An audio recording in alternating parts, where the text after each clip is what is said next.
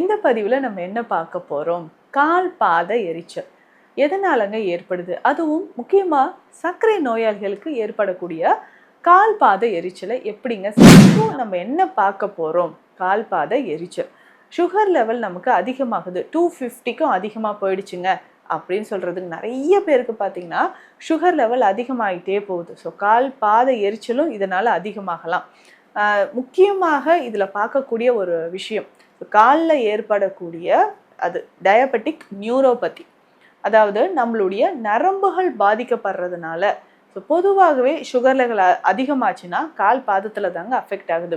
ஏன்னா அது உடல்ல இருந்து நீளமாக இருக்கக்கூடிய கால் பாதத்தில் ஏற்படக்கூடிய இந்த பிரச்சனைகளை சரி செய்யறதுக்கு, முக்கியமாக கால் பாதத்தில் ஏற்படக்கூடிய இந்த எரிச்சல், கால் பாத எரிச்சல், இதை சரி செய்யறதுக்கு நம்ம என்னங்க பண்ணலாம் அப்படின்னா, ரெகுலராக குடிச்சிட்டு வரும்போது சுகர் லெவல் நமக்கு நல்லா குறைய ஆரம்பிச்சிருங்க. ஸோ உடலில் எவ்வளவு நாள்பட்ட சுகராக இருந்தாலும் சரி காணாமல் போயிடும் அப்படின்னே சொல்லலாம்.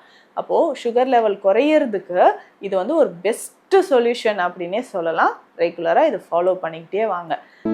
Welcome to Nitya's Varam, where ancient Siddha tradition meets modern healing. Experience the difference. வரம் நேயர்களுக்கு வணக்கம். நான் டாக்டர் நித்யா, சித்தா ஃபிசிஷியன். இந்த பதிவில் நம்ம என்ன பார்க்க போகிறோம்? கால் பாத எரிச்சல் எதனாலங்க ஏற்படுது? அதுவும் முக்கியமாக சர்க்கரை நோயாளிகளுக்கு ஏற்படக்கூடிய கால் பாத எரிச்சலை எப்படிங்க சரி செய்யலாம்? இந்த கால் பாத எரிச்சல் ரொம்ப நாளாக இருக்குது, இல்லை வேறு காரணங்களால் கால் பாத எரிச்சல் இருக்குது அப்படின்னா அதற்கான சித்த மருத்துவ தீர்வுகள், சித்தர்கள் சொன்ன வழிமுறைகள் என்னன்றதை பார்க்கலாம். உங்களுக்கு இந்த பிரச்சனை தொடர்பான மருத்துவ ஆலோசனை தேவைப்பட்டால் ஸ்க்ரீனில் இருக்கிற நம்பருக்கு கால் பண்ணுங்கள், சரிங்களா? இப்போது நம்ம என்ன பார்க்க போகிறோம்? கால் பாத எரிச்சல். சுகர் லெவல் நமக்கு அதிகமாகுது, 250க்கும் அதிகமாக போயிடுச்சுங்க அப்படின்னு சொல்கிறதுக்கு நிறைய பேருக்கு பார்த்தீங்கன்னா சுகர் லெவல் அதிகமாகிட்டே போகுது. ஸோ கால் பாத எரிச்சலும் இதனால் அதிகமாகலாம். முக்கியமாக இதில் பார்க்கக்கூடிய ஒரு விஷயம், காலில் ஏற்படக்கூடிய அது டயபெட்டிக் நியூரோபதி, அதாவது நம்மளுடைய நரம்புகள் பாதிக்கப்படுறதுனால. ஸோ பொதுவாகவே சுகர் லெவல் அதிகமாச்சுன்னா கால் பாதத்தில் தாங்க அஃபெக்ட் ஆகுது. ஏன்னா அது உடல்ல இருந்து நீளமாக இருக்கக்கூடிய நரம்புகள் அதிகமாகவே அஃபெக்ட் ஆகுதுன்னு சொல்லலாம். இப்போ காலில் உணர்வே இல்லாத மாதிரி ஒரு நிலை ஏற்படுறது, மறுத்து போகிற மாதிரி ஒரு உணர்வு ஏற்படுறது, கால்களில் ஏதோ சின்னதாக ஒரு பின் மாதிரி வச்சு குத்திக்கிட்டே இருக்கிற மாதிரி ஒரு உணர்வு ஏற்படுறது, இது எல்லாமே நமக்கு தெரியுதுங்க. இந்த கால் பாதத்தில் ஏற்படக்கூடிய இந்த பிரச்சனைகளை சரி செய்யறதுக்கு, முக்கியமாக கால் பாதத்தில் ஏற்படக்கூடிய இந்த எரிச்சல், கால் பாத எரிச்சல், இதை சரி செய்யறதுக்கு நம்ம என்னங்க பண்ணலாம் அப்படின்றத பார்க்கலாம். ஸோ எரிச்சல் குணமாகணும்னா சுகர் லெவலை ஃபஸ்ட்டு குறைக்கணுங்க. இதை தாண்டி சுகர் ஒரு பக்கம் இருந்தாலும் வேறு வேறு காரணங்களாலையும் உங்களுக்கு கால் பாத எரிச்சல் இருக்கலாம். ஒருவேளை உங்களுக்கு ஹை பிபி இருந்து அதனாலேயும் நரம்புகள் பாதிக்கப்பட்டுச்சுன்னா நமக்கு கால் பாதங்களில் எரிச்சல் ஏற்படலாம். இன்னும் ஒரு சிலருக்கு டிஃபிஷியன்சி, சத்து குறைபாடு இருக்கும் பட்சத்தில், நம்ம உடலில் அதிகமான ஏதாவது சத்துக்களே இல்லைங்க அப்படின்னு சொல்கிற மாதிரி, முக்கியமாக விட்டமின் பி குறைபாடு இருந்துச்சுனாலும் கால் பாதத்தில் நமக்கு எரிச்சலானது ஏற்படுது. ஸோ இதை தாண்டி பார்த்தீங்கன்னா நமக்கு இரத்த ஓட்டம் குறையும் போது, ஸோ கால்களில் இரத்த ஓட்டம் குறையும் போதும் கால் பாதங்களில் நமக்கு எரிச்சலானது ஏற்படலாம். ஸோ இந்த மாதிரி தான் நிறைய விஷயங்கள் நடந்து அதனால கால் பாத எரிச்சல் வரலாம். இப்போது சுகர் லெவல் அதிகமாகிடுச்சுங்க, எனக்கு கால் பாத எரிச்சல் வருது, அந்த பாதிக்கப்பட்ட நரம்புகளை மீண்டும் பழைய நிலைக்கு கொண்டு வந்து அந்த எரிச்சலை குணமாக்கவும், காலில் இருக்கக்கூடிய அந்த மறுத்து போகிற உணர்வை குணமாக்கவும் நம்ம என்ன பண்ணலாம் அப்படின்றத தெரிஞ்சுக்கலாம். ஸோ பொதுவாகவே நம்ம உடலில் இருக்கக்கூடிய இந்த நரம்புகள் பாதிப்புன்றது நிறைய வகைகளில் நடக்குது. சுகர்னால நடக்கிறதாங்க இன்னைக்கு பெரும்பாலும் நிறைய பேருக்கு இருக்குது. சரி, இதை சரி செய்யறதுக்கு சிம்பிளாக இந்த விஷயங்கள், இந்தந்த மூலிகைகளை நீங்கள் ஃபாலோ பண்ணுங்கள். ஸோ முதல்ல நம்ம ஃபாலோ பண்ண வேண்டியது, பிஞ்சு கடுக்காயை நீங்கள் பயன்படுத்தலாம். இப்போ நார்மலாக கடுக்காய் பொடியை எல்லாரும் நம்ம எடுத்துப்போம். இந்த பிஞ்சு கடுக்காய் எடுக்கும்போது இன்னும் கொஞ்சம் வீரியம் அதிகமாக, பவர் அப்படின்னு சொல்கிறோம் இல்லைங்களா, அதாவது வீரியம் அதிகமாக இருக்கும். ஸோ உங்களுக்கு இருக்கக்கூடிய இந்த கால் பாத எரிச்சலை நம்ம சரி செய்யறதுக்கு தான் சில வகையான மூலிகைகளை, இந்த பிஞ்சு கடுக்காயை நம்ம எடுத்துக்க போகிறோம். ஸோ இந்த பிஞ்சு கடுக்காய் என்ன பண்ணோம்னா கொஞ்சம் நெய் விட்டு அதை கடுக்காயை லேசாக வறுத்துட்டு அதுக்கப்புறம் அதை பவுடர் பண்ணிக்கலாம்.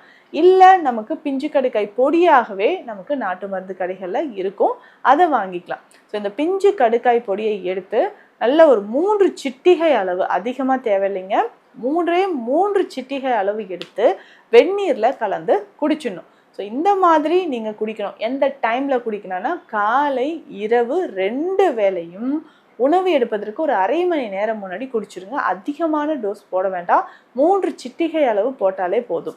ஸோ இதை ரெகுலராக குடிச்சிட்டு வரும்போது சுகர் லெவல் நமக்கு நல்லா குறைய ஆரம்பிச்சிருங்க. ஸோ உடலில் எவ்வளவு நாள்பட்ட சுகராக இருந்தாலும் சரி காணாமல் போயிடும் அப்படின்னே சொல்லலாம். அப்போது சுகர் லெவல் குறையிறதுக்கு இது ஒரு பெஸ்ட்டு சொல்யூஷன் அப்படின்னே சொல்லலாம். ரெகுலராக இதை ஃபாலோ பண்ணிக்கிட்டே வாங்க. அதே மாதிரி நம்ம இது 1 மாதம் இந்த பிஞ்சு கடுக்காய் பொடியை எடுத்ததுக்கப்புறம் நீங்கள் திரும்ப சுகர் டெஸ்ட் பண்ணிங்கன்னா கண்டிப்பாக உங்களுக்கு சுகர் லெவல் நல்லா குறைஞ்சிருக்கும். நீங்களே ஃபீல் பண்ணலாம், கொஞ்ச நாளே இந்த கால் பாத எரிச்சல் எல்லாமே எனக்கு நல்லா குணமாயிட்டு வருதே அப்படின்னு சொல்வீங்க. அந்த அளவுக்கு நமக்கு நல்ல ரிசல்ட் கிடைக்குங்க. இப்போது இந்த சுகர் லெவலை குறைக்கிறதுக்கு வேறு என்னென்ன மெடிசன்ஸ் நம்ம எடுத்துக்கலாம், சித்த மருத்துவத்தில் இருக்கக்கூடிய வழிமுறைகளை பற்றி பார்க்கலாம். இதில் முக்கியமாக ஆவாரை குடிநீர் நீங்கள் பயன்படுத்தலாம். சுகர் லெவல் குறையிறதுக்கு ஆவாரை குடிநீர் ரொம்ப ரொம்ப பெஸ்ட்டு மெடிசன். இதை பற்றியும் நம்ம நிறைய பதிவுகளில் சொல்லியிருக்கோம். இந்த கால் பாத எரிச்சல் இருக்குது அப்படின்னா அதை சரி செய்கிறதுக்கு, ஒரு மதப்பு இருக்குது, காலில் ஒரு சென்சேஷனே தெரியல, இந்த மாதிரியெல்லாம் நமக்கு நிறைய பேர் சொல்கிறீங்களா, அதை சரி செய்கிறதுக்கு இதை தாராளமாக பயன்படுத்தலாம். சரிங்க. ஸோ இதனோட நம்ம வேறு என்னென்ன மூலிகைகள் எடுக்க போகிறோம், இந்த பிஞ்சு கடுக்காயை தவிர்த்துட்டு சித்த மருத்துவத்தில் இருக்கக்கூடிய இந்த ஆவாரை குடிநீர் ரொம்ப பெஸ்ட்டு மெடிசன். ஸோ ஆவாரை, கொன்றை, நாவல், முத்தக்காசு, கடல் அழிஞ்சில், கோஷ்டம், இந்த மாதிரி மூலிகைகள் எல்லாமே சேர்ந்தது தான் இந்த ஆவாரை குடிநீர். இதையுமே காலை இரவு 2 வேளையும் குடிநீர் அப்படின்னா கஷாயமாக நம்ம போட்டு குடிக்கணும். ஸோ காலையிலையும் இரவும் நீங்கள் உணவு எடுப்பதற்கு முன்பாக ஒரு அரை மணி நேரம் முன்பாக இந்த ஆவாரை குடிநீரை நம்ம பயன்படுத்தலாம். ஸோ ரெகுலராக ஆவாரை குடிநீர் எடுத்துக்கிட்டே வாங்க. உடலில் இருக்கக்கூடிய கழிவுகள் கரையும், சுகர் லெவல் நல்லாவே நமக்கு மெயின்டைன் ஆகும். இதில் முக்கியமாக உணவு முறைகளில் இதெல்லாம் சேர்த்து சாப்பிடுங்க அப்படின்னா சில வகையான உணவு முறைகள் இருக்குது. ஸோ அதை நீங்கள் ஃபாலோ பண்ணும்போது கொஞ்சம் கொஞ்சமாக உடலில் இருந்து அந்த டயர்ட்னஸ் உங்களுக்கு குறைஞ்சி சுகர் லெவலும் குறையும். ஸோ உணவு முறையில் எதெல்லாம் அதிகமாக எடுத்துக்கலாம் அப்படின்னா, தினம்தோறும் காலையில் கொஞ்சம் வெந்தய பொடி எடுத்துக்கோங்க. வெந்தயத்தோட சீரகம் கலந்தும் நம்ம பயன்படுத்திட்டு வரலாம். இந்த பொடியை எடுக்கும்போது காலையில் நமக்கு நல்ல ஒரு ரிலாக்ஸ் கிடைக்க ஆரம்பிக்கும். ஸோ ஈஸியாக மோஷன் போகிறதுக்கும் ஆரம்பிக்கும். ஏற்கனவே நீங்கள் கடுக்காய் பிஞ்சு கடுக்காய் பொடியும் ஸ்டார்ட் பண்ணியிருந்தீங்கன்னா நல்லாவே ஃப்ரீ மோஷன் இருக்கிறதுக்கு உதவும். அதே மாதிரி நரம்புகள் வளப்படுத்தவும் இது நமக்கு பயன்படுது. ஸோ இந்த கால் பாத எரிச்சல் இருக்குன்னா இதுதாங்க. ஸோ அந்த கால் பாத எரிச்சலை நம்ம சரி செய்யணும்னா இந்த மருந்துகளை எடுக்க இப்போ நரம்புகள் வலிமையாகி கால் பாதங்களில் இருக்கக்கூடிய எரிச்சல் குறையும். இன்னும் ஒரு சிலருக்கு பார்த்திங்கன்னா, எனக்கு கால் பாதம் மட்டும்தாங்க பெயின், வேறு எங்கேயுமே இது வரைக்கும் ஒரு சர்ஜரி கூட பண்ணதில்லை அப்படின்னு சொன்னிங்கன்னா இந்த எரிச்சலை குணமாக்குவதற்கும் இந்த ஆவாரை குடிநீர் பயன்படுத்தலாம். இதனோட ஸ்பெஷலாக எக்ஸ்டர்னலாக பார்த்திங்கன்னா சில அந்த எரிச்சலுக்கான சில மூலிகைகளை போடலாம். இதில் முக்கியமாக மருதாணி அரைச்சி எடுத்துட்டு இதனோட கொஞ்சம் கற்றாழை விட்டு அதையும் மிக்ஸ் பண்ணி கால் பாதத்தில் நம்ம அப்ளை பண்ணிக்கிட்டே வரணும். இந்த கால் பாதத்தில் இந்த கற்றாழை சேர்ந்த இந்த களிம்பை நம்ம அடிக்கடி பூசிக்கிட்டே வந்தோம்னா கால் பாதத்தில் இருக்கக்கூடிய எரிச்சலும் நமக்கு குணமாக ஆரம்பிச்சிடும்.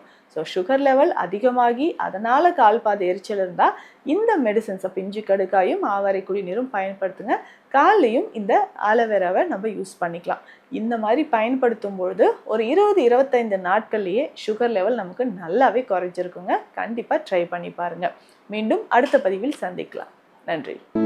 Welcome to Nitya's Varam, where ancient Siddha tradition meets modern healing. Experience the difference.